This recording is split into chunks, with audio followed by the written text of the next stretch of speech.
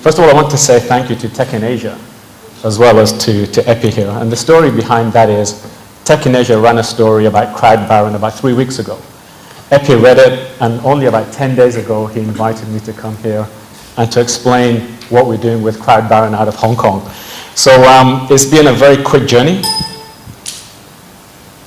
And I'm a little apprehensive because following the panel discussion on startups and when to ask for money, I think we're the only startup who's been presenting this week.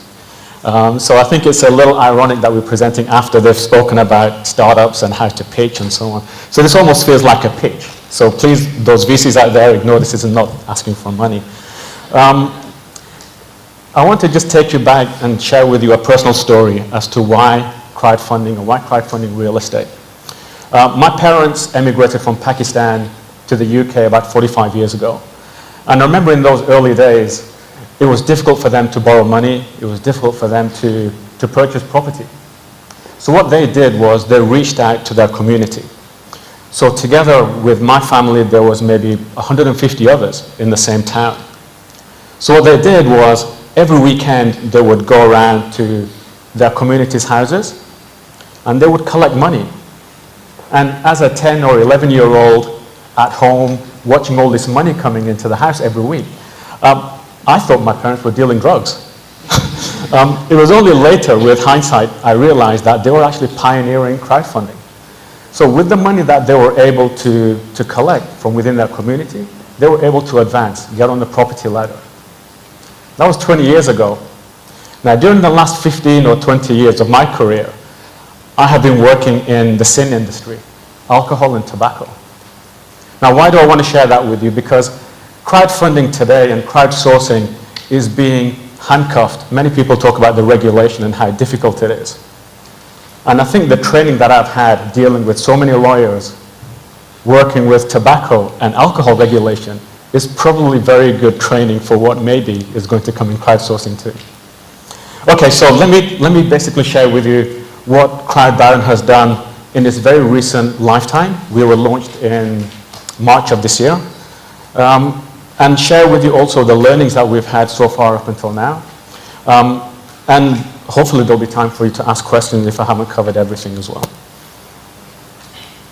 So I'm going to talk about 3 things. First of all, why we believe real estate and crowdfunding are perfectly matched. Okay. I'll also explain, of course, why it's difficult, what the challenges involved are. And then I'll talk a little bit more positively, a little bit looking at the outlook as to what the future of crowdfunding and real estate could hold if we get this right. So let me start first of all talking about why it's such a good match. When we talk about funding for new businesses, some people mentioned earlier, when you invest money in a new startup, you have to rely on a management team, you rely on business strategy, you rely on the fact that they have the right products in place. But when it comes to real estate, there are less variables involved. Why? Because normally, I think everybody here everybody lives in a house, obviously. But many people have experience either of owning property or maybe even the desire to own property. So already the product per se is well understood by many, many people. And that's a great head start when it comes to crowdfunding something. We're not having to explain a new watch or a 3D printer. It's a house. People understand it straight away. And it's also a tangible asset. So you can actually see, own, you can knock on the door of something that you're investing in as well. And again, that also has positive resonance amongst the investors. A desire. Now, I've spent several years in Asia as well as in Europe, and everywhere where I've lived and worked, there's been this fascinating love affair with property. Everybody wants to be an owner. Everybody wants to be a landlord. Because many parents have told us, don't spend money on rent. You should buy. It's a good investment. So already there, again, there is the desire amongst many investors to purchase property. And this is related to, of course, material wealth. People want to succeed in life and obviously do well.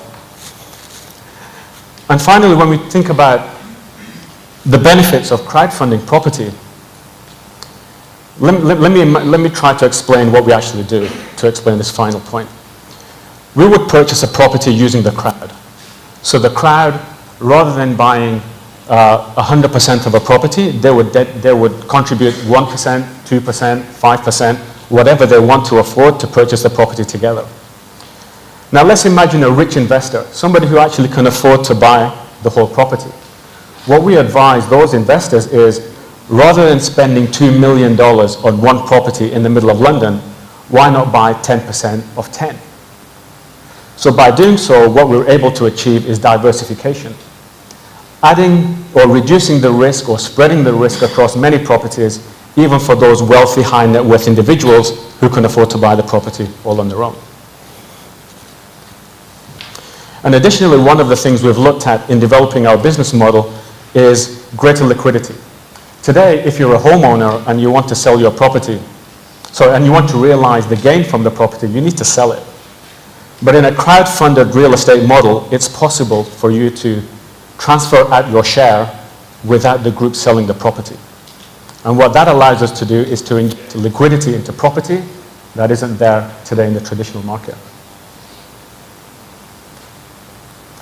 But of course, it's not also rosy. There are difficulties. Singapore, Hong Kong are perhaps two of the most expensive cities in the world for real estate. And that's actually one of the reasons why it makes sense now to develop a crowdfunding model for real estate, because property is becoming unaffordable. It's becoming very difficult for the average buyer to say, I want a 2-bedroom apartment for my family and kids. So there are huge entry barriers. But in addition to buying the property, let's assume you buy the property. Who's going to look after it? If you rent it out, what if somebody breaks a window? What if the tenants disappear? So there's also a huge administrative burden with owning property, which through crowdfunding we're able to address as well. Okay, so let me also share with you then what the challenges are. And then at the end of the presentation, I'll explain the business model and what results, early successes we've had so far. Regulation. Now, notwithstanding the complex regulation of crowdfunding, meaning raising equity online, it's already difficult to purchase property because of many jurisdictions, many different legal structures. But like the saying goes, how do you eat an elephant? Well, one bite at a time. And that's how we've looked at the problem with crowdfunding of real estate. Ultimately, what we want to try to achieve is for anybody in any country to buy any property in any other country. But you can imagine the permutations, the combinations, the legal structures are a nightmare. So what we did as a team was we researched which were the most open or the easiest markets in which to invest in real estate. And one of those markets happens to be my home country, not Pakistan, London, the UK. So the UK has one of the most open, foreign-friendly buyers markets anywhere in the world. It's great. So anybody who wants to buy property in London can do so without being a resident there. Let me ask you guys a question. Which country today is the #1 investor in residential property in London? Any ideas? Russia? Nope. No? Here? Singapore. Really? Tiny Singapore is investing more money into the London property market than the Russians, the Arabs, the Chinese, more than anyone. Why is that? Well, there are many reasons, and maybe during a break I can explain. But the idea being there's already a demand for people wanting to buy in overseas markets. They're looking for returns, they're looking for stability, they're trying to avoid price bubbles like they're seeing in their home markets, like in Singapore. Another challenge that we face is the actual purchase of the property itself. So let me take you through the process. So imagine we have a property which we want to crowdfund. Now imagine I'm an owner of a property. I'm not going to wait for CrowdBaron for 2 months to fund buying that property. If I want to sell my property, I'm going to say, you either buy it today, you pay a deposit, or I'll sell it to somebody else. So the challenges we have are, how are we able to secure a funding window large enough so we can raise the funds? Now, the way we've been able to address that is by building relationships with some of the key developers. Because some of the developers that I've spoken to based in Hong Kong, they believe in this business idea. They believe that this is one way in which we can disrupt real estate by bringing new buyers into the market. So what I've experienced so far in the short 3 or 4 months we've been working on this project out of Hong Kong is some developers are willing to wait 2 months for us to find buyers for that property. An additional advantage that we have is, in some cases, like in London, some developers only require a 10% deposit and then give you 2 years to find the rest. So being brave individuals as we are, we purchased 2 properties in central London, paying a 10% deposit. So we're able to buy a window of 2 years to be able to fund those in the interest of validating our business model. Due diligence. Now, whenever I talk to the lawyers or the solicitors about international transactions, international property purchase, alarm bells start ringing. You know, money laundering, where's the money coming from? Do you know the investors? So the problems that we have, or the challenges that we have, are also to make sure that the investors or the members are vetted. We know who they are, where their funds are coming from. Of course, in the beginning, we're only looking at professional, accredited, or sophisticated investors, which makes it easier because we already know their backgrounds. It's easier. But ultimately, what we want to try to do is, as the market opens up, to be able to sell property like this to the retail investor. Of course, this is not possible today, but we are testing the model now with professional investors so that in the future we are able to do that. A second challenge that we have is curated projects. Now, there's been several discussions or several points during this week about quality. If there's a quality project being funded, people will invest. So in the beginning, we're curating the projects ourselves. We're not allowing the general public to propose the projects. In the future, when we look at scaling up, we will allow that. But in the beginning, we're carefully managing it, so all the projects are carefully selected. Looking ahead, what's the idea of scale and opportunity looking forward? There's a few different positives here. First of all, we want to create something that we're calling a crowdfunding bridge. What we mean by that is bringing people who want to buy in Asia to properties potentially in Europe, in depressed markets where the capital gains are potentially much higher in the future. Equally, what we found are investors based in Europe who are looking for potential in Asian markets. So we're looking at building a bridge between different continents through crowdfunding. And secondly, a very interesting side effect of crowdfunding is it's Sharia compliant, meaning it's Muslim friendly in terms of finance because there are no loans, there are no mortgages.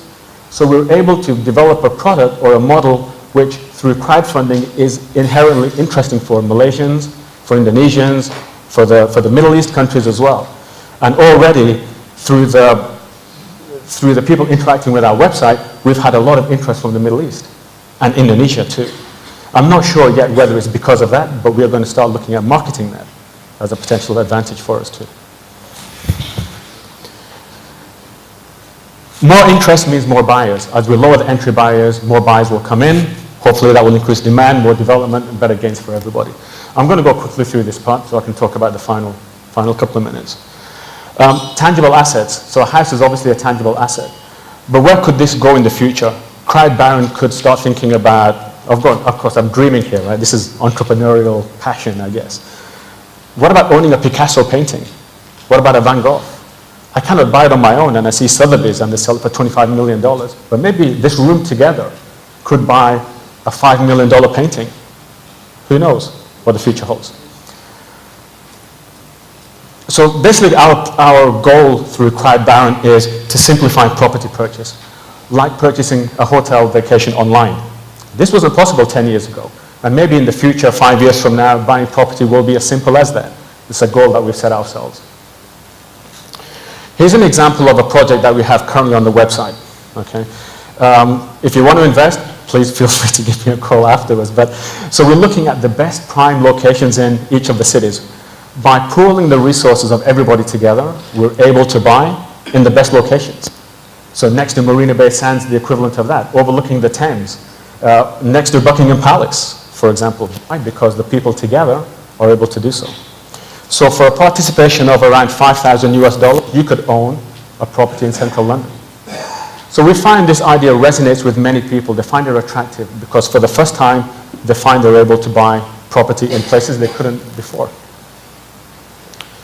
As I said, no deposits, no loans, minimum 1% participation, no ongoing management fees or repairs.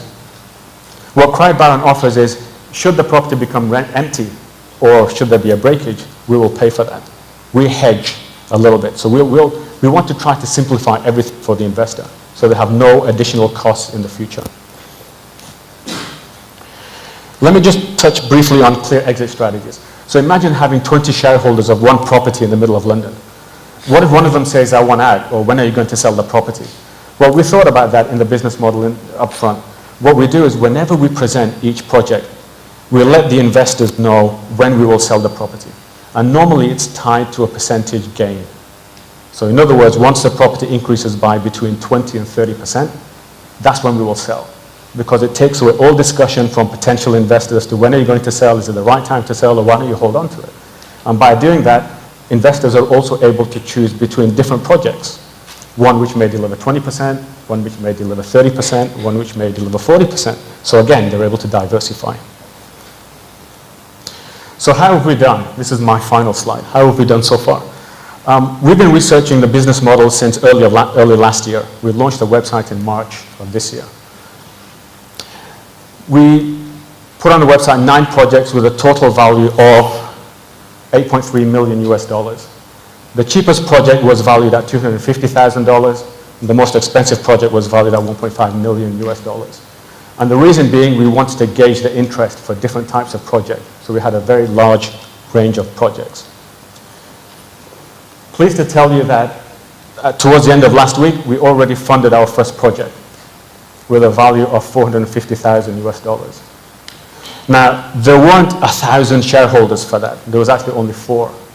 But it helped us validate the model that should you not want to buy a property for $450,000, but for $75,000 or $80,000 as an experienced or sophisticated investor, I'll have a go. And remember, we're curating to find the best projects in each of the cities.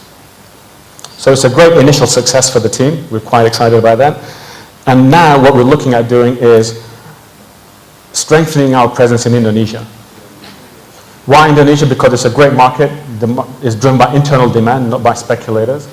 So we're looking at Bali, Jakarta, for Indonesian buyers. So not for international buyers, because there's already a demand which is local there.